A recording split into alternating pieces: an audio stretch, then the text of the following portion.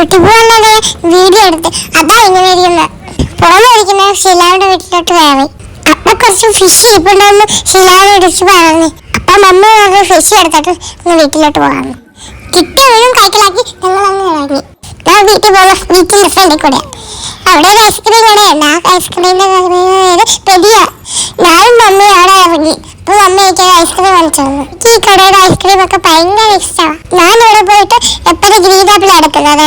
പക്ഷെ ഇന്ന് ഇവിടെ ഗ്രീൻ ആപ്പിൾ ഇല്ലായിരുന്നു. ഗ്രീൻ ആപ്പിൾ തന്നെ വേണമെന്ന് പറഞ്ഞ് കിടന്ന് വരണില്ല.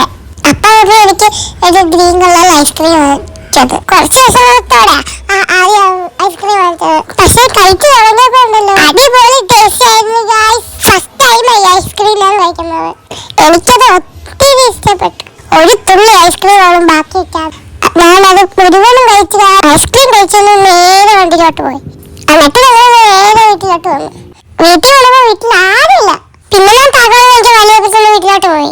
അപ്പൊ അവൻ ഇന്ന് ജോലിക്ക് പോയി. അതാ ഇവിടെ ആരും ഇല്ലാത്തത്. താക്കോല് വാങ്ങുന്ന വരാൻ നേരം മമ്മി എന്റെ വീഡിയോ എടുത്തിരിക്കും. പിന്നെ എനിക്ക് വിഷമമെന്ന് പറഞ്ഞപ്പോ മമ്മി എനിക്ക് വാഴക്കാപ്പ് ചെയ്ത് തരാമെന്ന് പറഞ്ഞു. അങ്ങനെ ഞാനും മമ്മിയും അടുക്കളയിട്ട് പോയി വാഴക്കാപ്പ് ചെയ്യാമെന്ന് വിചാരിച്ചത്. ഇങ്ങനെ ഒറ്റയ്ക്ക് പഠിക്കുന്ന എനിക്ക് ഭയങ്കര ഇഷ്ടമാണ്.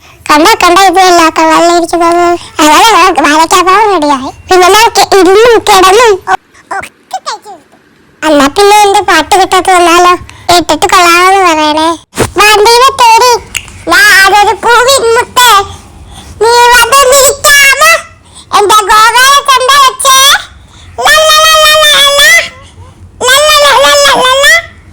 വണ്ടിയുടെ തേടി ഞാനൊരു പൂവിൻ